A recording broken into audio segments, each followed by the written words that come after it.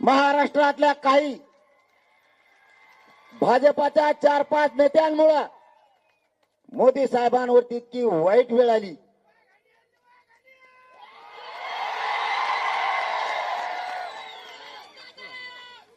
यांचा मराठा द्वेष आणि याचा परिणाम मोदी साहेबांना भोगावा लागला. आताची मोदी साहेबांची परिस्थिती इतकी वाईट आहे. मोदी साहेब मुक्कामालाच महाराष्ट्रात येत. 7-8 गोधड्या आणल्या त्यांनी इथंच झोपत येत. सकाळी उठलं की सुरू. याला म्हणतात मराठ्यांचा डर.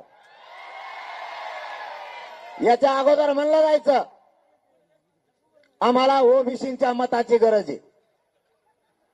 आम्हाला